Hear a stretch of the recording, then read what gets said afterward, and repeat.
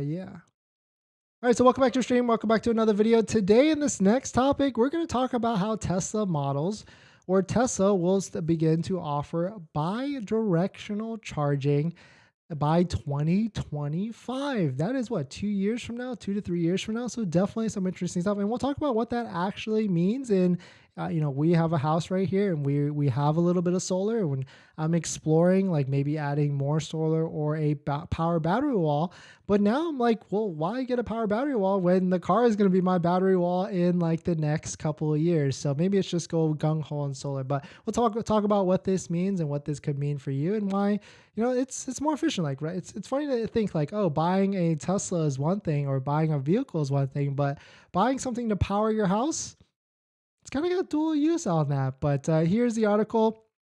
If you're just joining in, my name is Dennis. I love talking about Tesla hacking, as I like to call it, but basically just getting the best deal on Tesla at the best possible price. So if you're interested in any of that, please hit that subscribe. So here's the article. Shout out to Inside EVs.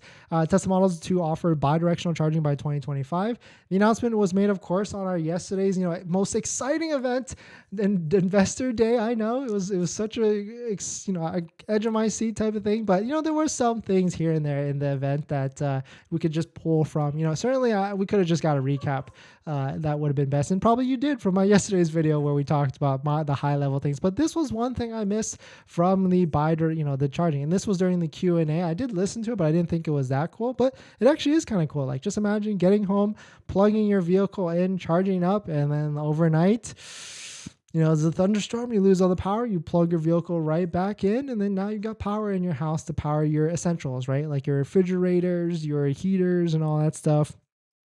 Your frozen food, your pizzas that you can't let to melt. And so on yesterday's investor call, they did ask Elon and the team, like, are you going to put bi-directional charging? Because, we've got Ford F-150 doing that, and there's probably a handful of companies that do that. And of course, their response was, we can do it, I think, essentially. And, it just wasn't their focus of bringing it to the vehicles. And so now they said pretty much in the next 2 to 3 years, by 2025, they will have the ability to charge your house. So this is cool to think because, buying an EV is one thing, an electric vehicle. Buying a Tesla is another thing to save money on your gas.